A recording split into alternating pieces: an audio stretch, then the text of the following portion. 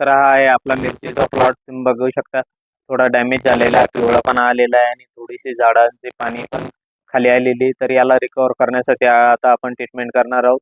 तर चला मी ट्रीटमेंट केल्यानंतर जे आपले रिझल्ट आले ते आपल्या समोर दाखवतो. तर हे 5-6 दिवस ट्रीटमेंट करून झाले आपल्याला आपल्या प्लॉटची.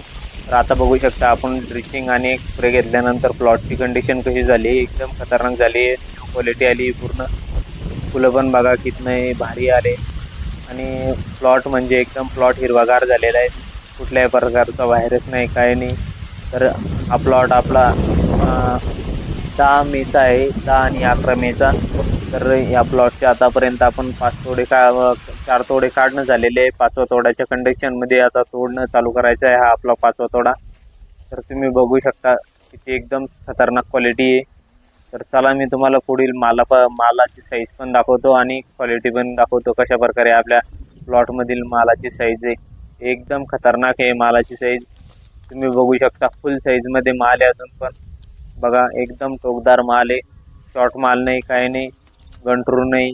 बघा तुम्ही मालाची साईज आणि बघा किती अजून पण पूर्णपणे झाड म्हणजे एकदम खतरनाक माल आलेला आहे 5वा तोडा असल्यावर सुद्धा.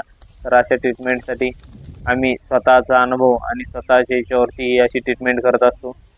तर आपल्या व्हिडिओला जास्तीत जास्त शेतकऱ्यांपर्यंत शेअर करा, आपल्या चॅनलला सबस्क्राईब करा आणि तुम्हाला अशी जर मिरची पिकाविषयी माहिती लागत असेल तर आम्हाला कमेंटमध्ये नक्की सांगा.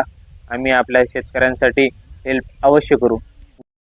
ज्या ज्या शेतकऱ्यांना मिरची पिकाविषयी माहिती लागत असेल त्यांनी आमच्यासोबत संपर्क साधावा. कमेंटमध्ये त्यांचा व्हॉट्सअप नंबर करा, आम्ही रिप्लाय त्यांना देऊ.